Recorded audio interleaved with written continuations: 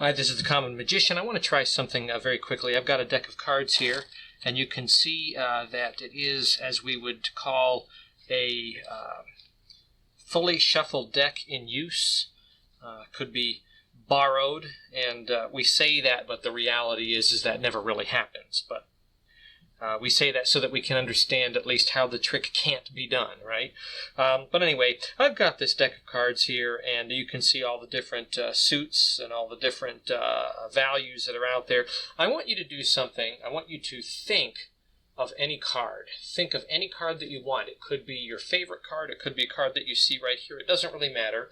I want you to think of it, and then I want you to take your finger, your trusty index finger, and I want you to see if you can find it here out of the pile. So let's just say that your favorite card is the Ten of Hearts, right? So you would search around until you find it, and I see it right here. So the Ten of Hearts, favorite card. I'm doing this because I want to prove something to you. I actually want to prove a few things to you. The first thing that I want to prove to you is that you had a free selection.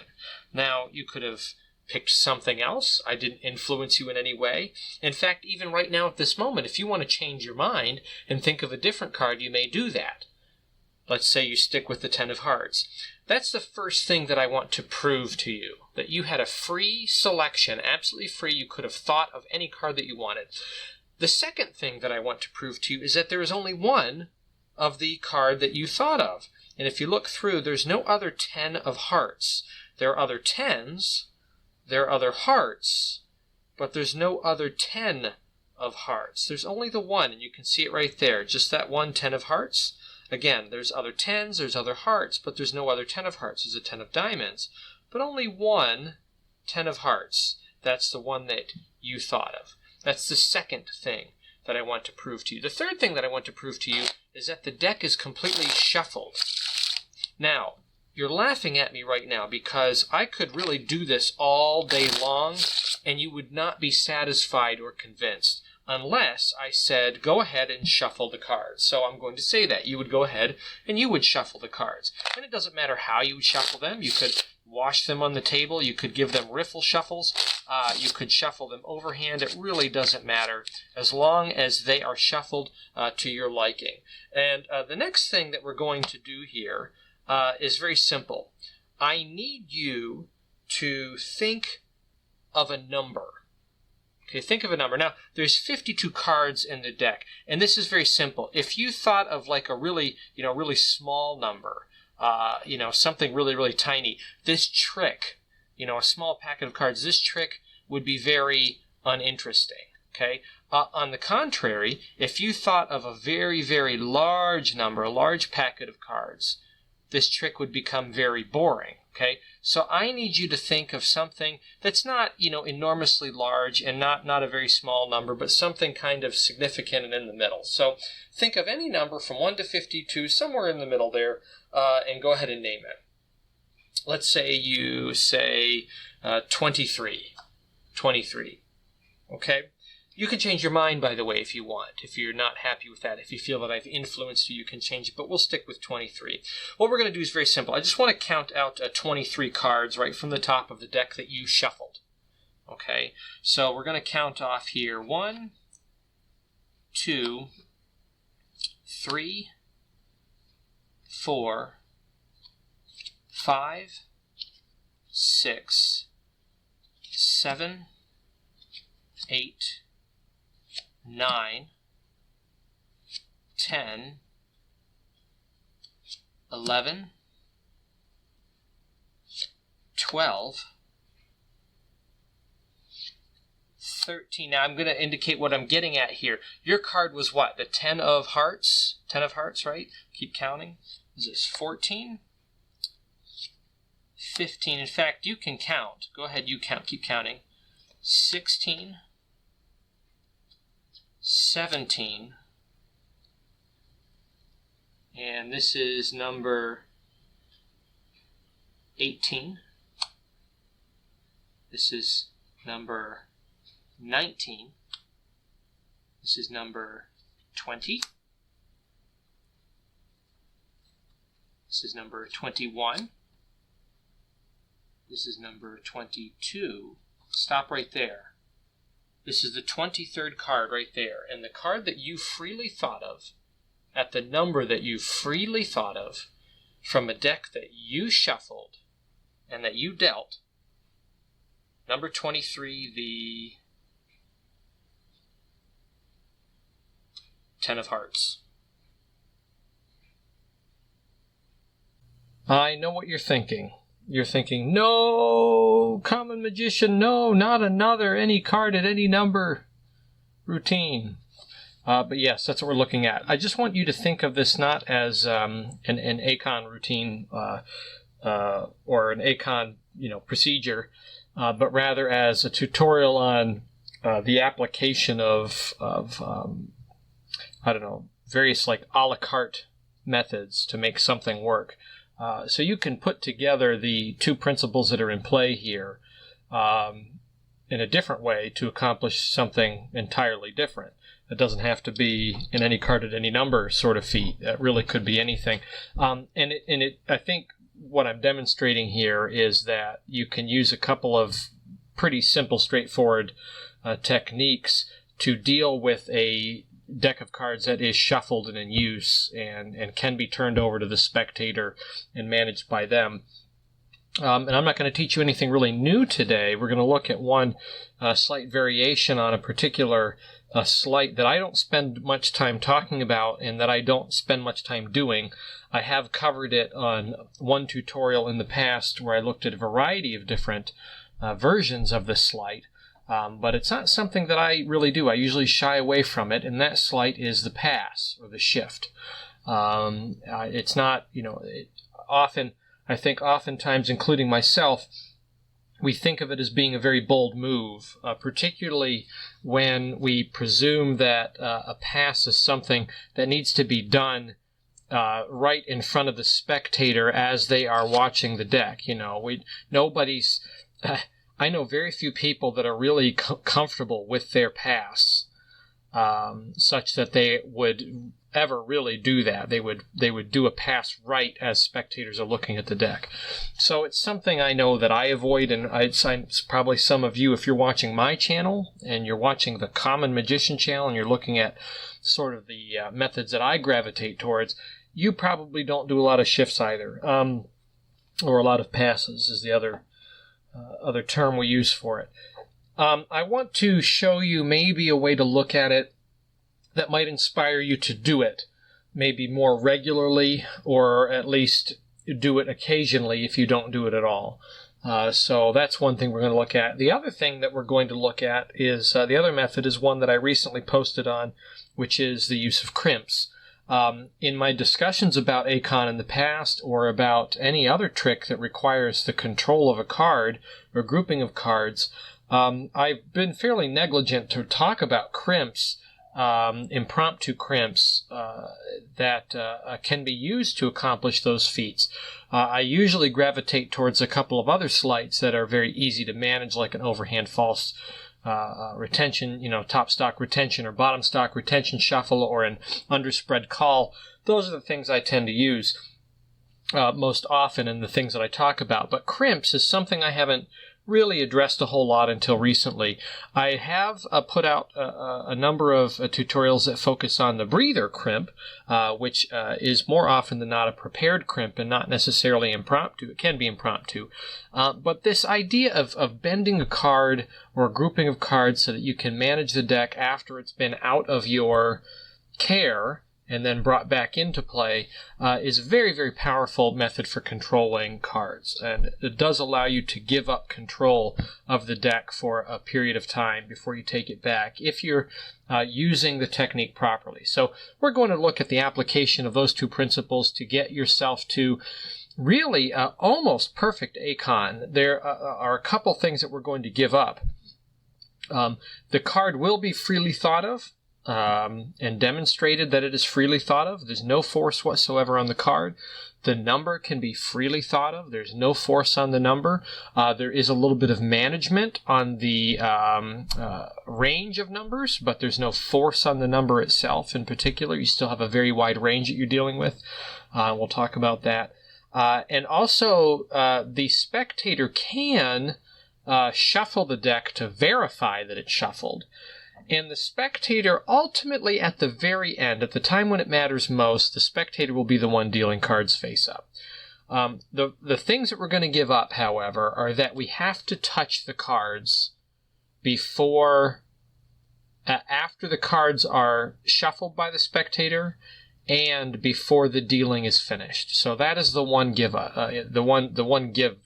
back that we have to have here. We have to violate those perfect any card at any number rules by doing that. We're going to have to handle the cards, and we'll have to do a little bit of the counting initially. So when you consider that's all we're giving up, it really can come across as the perfect kind of scenario where there's no obvious force going on anywhere, and the spectator feels like they have an abundance of control over everything, and the spectator is the one left with the card in their hand as they are dealing it out. So that's what we're after. So let's take a look at this procedure, and I'll talk a little bit about some of the nuance to the presentation, and maybe some other things that I didn't do on that presentation. I gave you a very direct kind of a version of it there, but some other things maybe to consider as you are presenting any trick, not just this one. Okay, so just a few prerequisite thoughts. The first thought that I have for you is something I've talked about a long time ago. Haven't talked about it much since, and I've been using a lot of different playing cards lately, most of them being bordered decked. I like the classic designs. I don't really go for the kind of the newer, modern sorts of cards. And my reason for that is most people, and I've actually heard this from family members who know that I do magic, and they don't do any magic. They don't have any understanding of any of the techniques or methods that go into card tricks. But they have expressed to me that whenever they see a deck of cards that doesn't look like a brand that they have played a game with, they presume that there's something funny about them. And that's true. That's what people automatically think, I think, by a significant number. So I tend to go with classic designs. Now there's bordered designs and there's borderless designs. The borderless designs, the staple brand is B. So these are the B, club special playing cards. They're not terribly expensive. They are a little bit more expensive, I think, than just a single deck of bicycles. But usually you'll find these at a pharmacy. As far as borderless decks go, there really are no other substitutions for a B deck. This is the one that people recognize, and a lot of people have played cards with these and have bought a deck of B playing cards at some time, or have family members that have had them. So this is the tip, is go borderless. And the reason for that is that it's very difficult to see slights on borderless cards. Now, the one downfall is that if you're doing reverse card tricks, say I had a trick that I was doing where half the deck was turned the wrong way, it is a very observable discrepancy whenever you do that. And even if you have one card facing the wrong way, you don't have a lot of latitude in fanning the cards out. That card will pop out instantly. Whereas if this were a bordered deck, you would not notice that one card is facing the wrong way on a very light fan. So unless you're doing reverse card tricks, B decks are really, really good for hiding a lot of discrepancies in your performances. And I don't mean that to say that you can be sloppy in your performance. I mean, you could be doing everything very cleanly, and B decks will give you even more cover. It's just an additional blanket of cover. Professionals use B decks in Magic.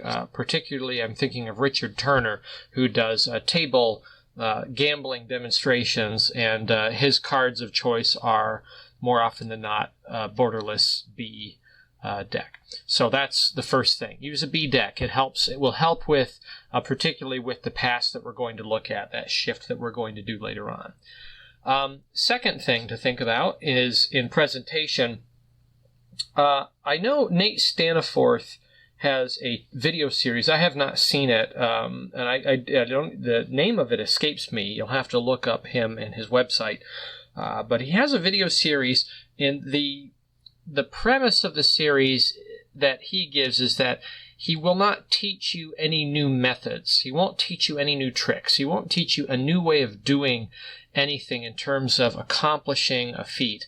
But his interest is in teaching you how to take the magic that you already know, and the techniques that you already have in play, and making those effects more magical, bringing the magic into the method. And that is something that I believe in, and one of the reasons why my talks and my tutorials tend to be longer is that I really believe strongly in the presentation side of the trick. I believe in the presentation much more than I believe in the method itself. I think that even sometimes, particularly with a self-worker type of card trick, the method is the presentation. You know, the presentation really means everything. So, second thing is this presentation is lengthy and it is systematic, and I'm going through a few levels in order to demonstrate and overly prove some things to the spectator. But really what's going on is I'm using those moments to pull off the actual method. I'm using those drawn-out moments in presentation to increase the tension. I'm a musician. That's my real profession. I'm a music teacher and a composer and a performer. And I know as a musician that music, at least in good writing and good music composition, is supposed to increase tension and increase tension and increase tension until you hit a moment that is appropriate to release it. And good musical compositions do that. The tension will build, and then it will release. And then it will build back up again and release. A good story works this way. A good narrative, if you're reading a good book, you have about 2/3 of the book where you're building tension before you get a release, sometimes even longer than that. And it makes the release of that tension all the more interesting and more satisfying. You know, a magic trick works the same way. You ought to be thinking about building tension in your presentation and designing your presentation to do that, rather than just, saying, this is what I'm going to do, use the method, and then do it. You ought to try to design the presentation of the trick to build tension and come into a focal point where that release then happens. And then by holding on to the spectator and carrying them along and making them desire and yearn for that moment, the moment is better and more well received. So that's the second thing. Build tension and use the building of tension to actually help you accomplish a few technical things that need to be done. Okay, that's the second thing.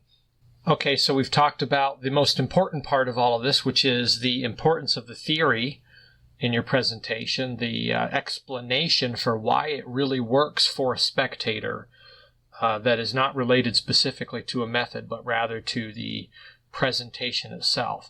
Now let's talk about the methods and how the presentation can cover for the method. So this trick begins with something that's completely unnecessary, but it is very visual and off-putting, I think, to the spectator if they are considering any possibility of a setup going on here, right? If you've ever been with an amateur or a young person who's just, learned 3 card tricks, you know this moment. Oh, I have a deck of cards. Let me show you a trick. Hang on, give me a second, right? And they jiggle around and they set it up to do it. This first moment kind of alleviates that whole possibility, right? And I start by just dumping the cards out. This is totally unnecessary. I don't have to do this at all because of what's going to come next. But it is off-putting. It is interesting. It is something that will instill visually in the mind of the spectator, these cards are totally out of order. There is nothing set up about this, okay? This is a very unprepared kind of situation. I ask the spectator to think of any card, and I try to be open about it. I say, think of any card. It could be a favorite card. It could be a card that you see right here. It doesn't really matter. Just think of any card, and then I want you to take your finger, and I want you to find it. Now, what I'm doing is I'm actually bringing the spectator in as a participant rather than just a spectator, rather than just a viewer. They have to hunt and find something. So if they thought of a favorite card, they're going to have to go find it, right? And that might take them a little bit of time. Let's say they say the 6 of diamonds, and I can see it sitting right here. So they find it, and they're very proud they did that. You say, great, the 6 of diamonds. You might even say, you can go ahead and change your mind if you want. If you feel that I've influenced you, then you may go ahead and change your mind. However, if you think that I haven't influenced you, but I'm trying to influence you right now, maybe you don't want to change your mind. Maybe you want to stick with the one you have. It's really hard to say, but the choice is entirely yours. Okay, you can try to muddle around with their brain and frustrate them a little bit. I did not do this on the presentation that I showed you, but if I was really doing this for people, that's more my style, to try to play around with words. That's important. It is far more important to have a rapport with your spectator than it is to show them a good trick. In fact, again, the presentation is the method more often than not, and having good rapport with your spectator and being fun about whatever it is you're doing is better than the reveal in most cases. So, and by doing that, what we're doing again is we are raising tension. Right now, we're raising tension by doing all of this stuff.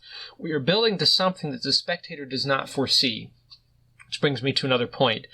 When you're doing it this way, and it doesn't have to be exactly like this, but when you're doing it in a very technical way, if you're going to apply a shift to something like any card at any number, it is beneficial to not say what you're going to do. Do not give up. Do not spill the beans at the beginning and say, what we're going to do is we're going to try something. I need a card, I need a number, and we're going to put the card at that number. Don't do that. Just get the information and move on, and don't divulge what you're going to do. The moment to divulge what you're going to do is when the heat is totally off and you are 10 steps ahead. That's when you want to tell people what's going to happen. Okay, so they've picked a card, completely free choice. The next part of the phase here, to build some more tension and to give it a little bit of a plot, I said, I want to prove a few things to you. That's the first thing. I want to prove that you had a free selection. And I just gather up the cards like this, and I really don't care where that card is at. I just want to probably get it more central to do what we have to do next. So you can sort of organize it into the middle of the pack. And you say, the second thing I want to prove to you is that there's only one of the card that you thought of. So I spread through, and if you know me on this channel, some of you probably thought I was going to do a spread call because I like to do those a lot, but I did not. I said I want to show you that there's only one of the card that you thought of. So you can see that there are diamonds and there are 6s, but there's only one 6 of diamonds, and it's right there. And as I'm showing this, I've already applied a fairly hefty crimp right in front of you. And the way I did that is once I spread to the card, I use these 2 fingers underneath the pack, and I put a very significant bend on that inside corner there with these 2 ring fingers. So once I've done that, I can then continue to spread. And the nice thing about this, as opposed to a spread call, if you're dealing with magicians, crimps fool magicians more than most things out there. I'll tell you what, the 2 things I know that fool magicians, crimps fool magicians, and key card effects fool magicians all the time, because magicians often discount the use of key cards. And they don't suspect it. So using key cards is usually very off-putting to a magician.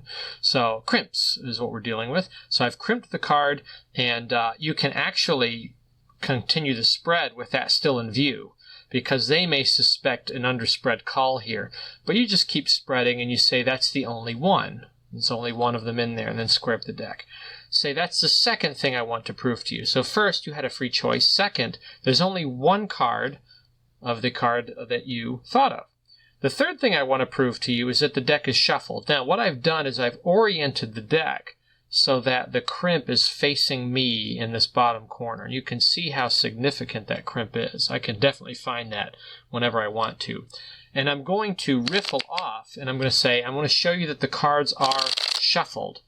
And then I shuffle them in. And then I say, But, of course, you're laughing at me because you really would not believe that they're shuffled unless you shuffled them. So go ahead and shuffle them.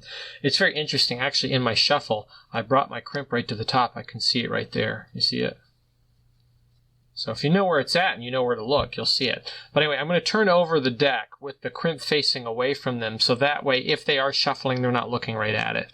But they would shuffle the cards, and they could really wash the table if they wanted to, spread the cards right out, kind of like what we did at the beginning. But they're free to shuffle. Now, when I take the cards back, what I want to do is I want to keep talking about how they were free to shuffle it and it's completely shuffled. What I want to do is I want to cut my crimp to the bottom. So a couple of things to consider. If it comes back to me in this state, where I can see my crimp is at the bottom, I do nothing. I just set the cards down, right? And then I continue on, or I hold on to them. I do nothing. That's the perfect scenario because it adds no extra step right here, okay? If it comes back to me in the middle, it's a no-brainer. I'm going to take which I think is how it came out on the presentation. I take the cards and then I give them a cut, and I cut that card to the bottom. So again, when you're using crimps, know how it presents so that you know how to cut and you can do it instantly. You have to practice with crimps so that you know what they do and what they look like whenever you're going to manipulate the deck to cut them. I actually want to lift up at that corner where the crimp is at, and then I'm going to set it down and then cut it to the bottom. I do not say I'm going to cut the deck. I don't make a point of cutting the deck. I just cut the deck. I say, that's great, and the cards are completely shuffled, right? And then I cut the deck, and then I move on. I don't pause at that moment. I want to make sure my words are still going on. It's a natural thing to cut the deck after someone's shuffled. Just do it, okay? If the crimp card shows up near the bottom, so let's say it's down here, what I want to do is, this is a little game. You have to practice these to be quick to do it. What I do is I cut down that section and then I'll lift up maybe a pack, half of that, and then cut the other one in. That looks disarming, right? It looks like a legitimate triple cut, and everything seems to be in a totally different place right now, okay? And really, all I've done is I've managed to get that to the bottom. If I have the packet at the very top, this is probably second in the second best option. If it's at the top, I'll cut that packet and then I'll cut small packets on top, right? And this is good just verbally to be doing this and say, and you shuffled the deck. The cards are completely out of order. I've done most of the dirty work right in front of the spectator, and I haven't had to do really anything except for crimp that card at the beginning. So that is the control of the card to the bottom. Next, we have to do a little bit of dirty work that is going to be accomplished through sort of a narrative presentation using the cards. And that is, we need to get their card, the crimped card, in a packet of 10. So on the bottom of a packet of 10 cards with a break in between. Okay, that's the next thing we want to do. So let's look at that. So I've played around with several variations of this type of any card at any number. And this is what I've settled on. There's a version I think I talked about on my older comprehensive any card at any number video, where I talk about getting an instant stack of like 5 cards with a buffer card or 5 cards on the bottom and then you shift. I found that actually the number 10 is a little bit better. Because if you can just compel your spectators to pick a number above 10, and 10's a small number when you're thinking of 52 cards, so it's not hard really to get a spectator to go at 10 or above. If they say 10, you're actually in a fairly good position, because all you have to do is a shift, and then you can really turn the deck over to the spectator to do all of the dealing, and that's kind of a nice, perfect way out. If you do that, it almost seems perfect. It seems like everything is totally on the up and up, because there's nothing really off-putting about the way that you handle the deck after they shuffle it. Just to take it back and, have them pick a number and then give them the cards, and then having done a shift in there, that's really kind of a pretty clean way to do it. 10, though, I think is better than a lower number because it allows for more dealing on their part. If I have 5 cards, I have to turn it over to them for just the last few. If I have 10 cards, I can count maybe if they pick a low number. If they pick a number in the teens, I only have to count the first few cards, and I can say, oh, you should be doing this. And then I can turn it over, and it looks really, really legit in that situation. Or if they pick a number in the 20s or even in the 30s, it seems like I'm only dealing, the first half. And then I turn it over, and they have to deal so much to get to it, at least 10 cards. So I think a grouping of 10 works really well for this. Now, the way I managed it, as I said, I need you to think of a number. Now, and what I did is, as I said that, I need you to think of a number. I spread the cards out, and I say, now there's 52 cards in the deck. If you pick a small number, and what I did is I count 1, and then 3 groups of 3, right, as I'm saying that. If you pick a small number, and then I just hold those out like this. Now, I'm being pretty fair about this. There's no funny movements or anything going on. I've just counted out 10 cards, 1 plus 3 plus 3 plus 3, a grouping of 9 with 1 underneath, very easy to count like that. I say if you pick a small number, this will be very uninteresting, right?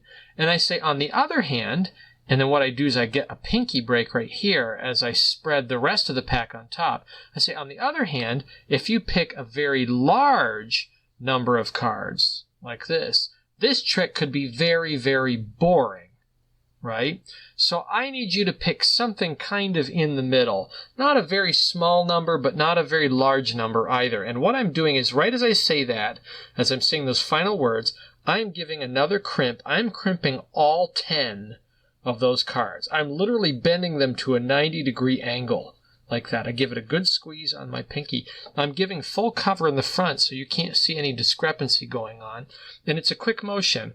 I crimp it and then I immediately set it down. And now from my angle, I have a really good view of that break in that crimp. From the front, everything looks totally legit. Okay? But that's the situation. I now have a break that I can come back to. I don't have to hold it. I don't have to keep the cards in my hand and hold a pinky break. I already have my break. Now this is very off-putting. The cards are sitting in the open before they give me their number.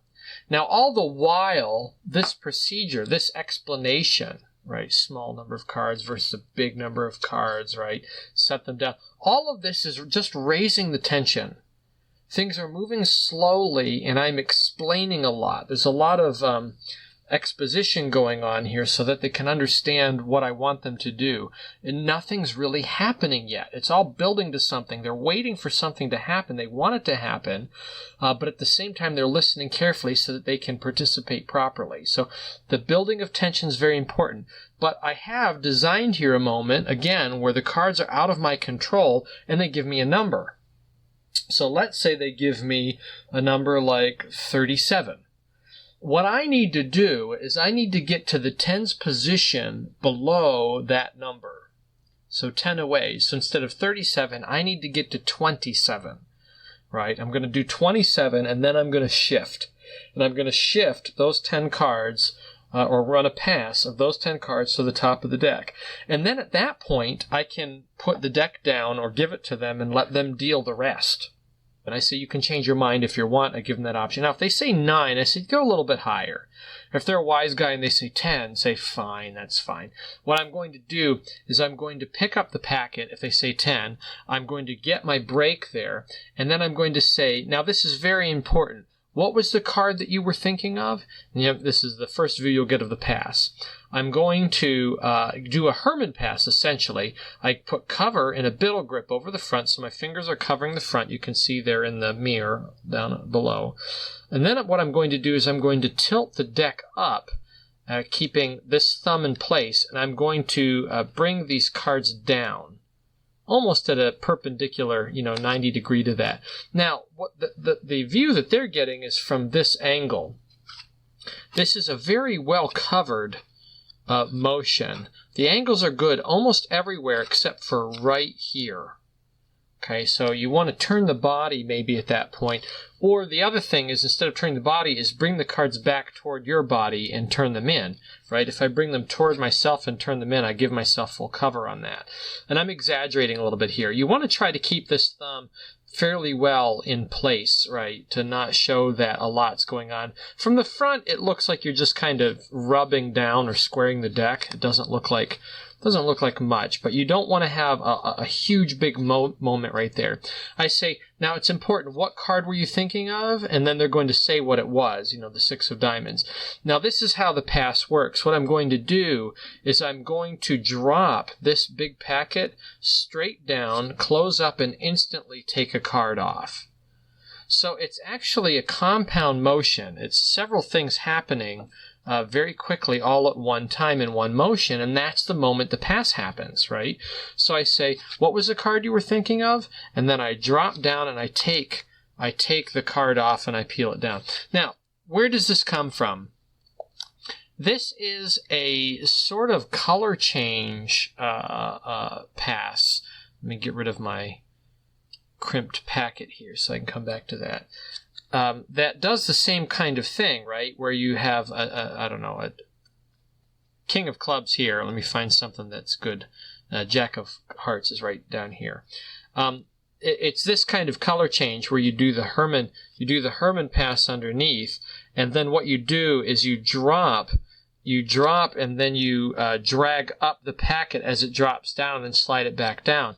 It's a very visual kind of change. And I don't know how to credit that. It's a Herman pass. I mean, someone may have a name for it or have taught it somewhere, but it's just a Herman pass with this sort of flourish on the end. So again, I'm doing a Herman pass, and then what I'm doing is I drop down the pack as I pull back on the cards, and then I slide them forward. Very interesting visual kind of look to it that's covered by a big motion, kind of like a riffle pass. Where the riffle is covering the big motion of the pass itself, this sliding of cards. What I'm doing, though, is I'm turning it into a dealing motion, right? So rather than sliding up and pushing down, I'm just sliding the cards up. So this is important. Because of that motion, when I'm counting cards, I want to make sure that as my deck is sitting on the table, I'm counting cards like this off the back. When I pick up the deck, right, I want to make sure that I continue counting cards like this so that it's consistent with what I'm going to do on the pass.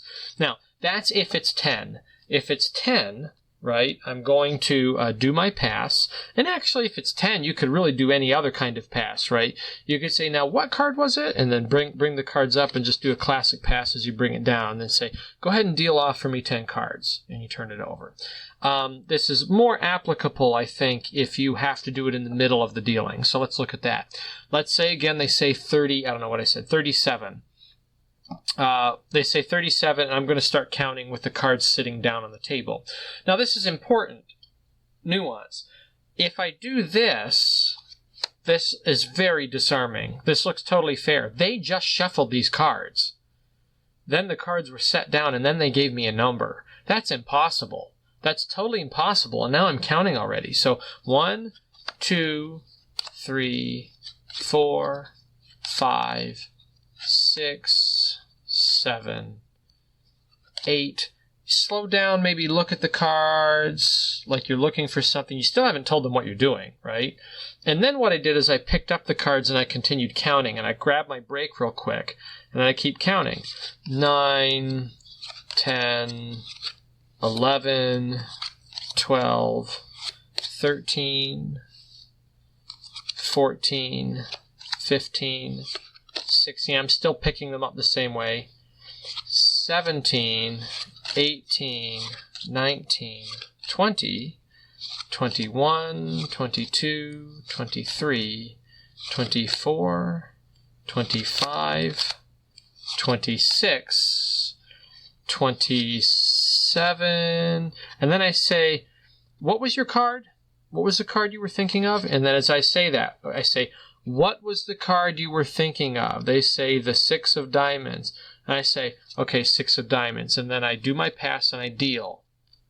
And I go on 28, 29. I say, actually, you should be doing this. I set it down. Keep dealing there. That was 29. This is 30, 31. Now, see, what I did is I dealt off a couple after I did my pass, right? And then what they can do is they can continue dealing, and what you do is when you get down to the last one, I can actually see my crimp there. And remember, the crimp is facing me. It's hard to see the crimp from their angle when it's that way. It's a lot easier to see it from here, but that'll be facing away because of the way the cards have been managed.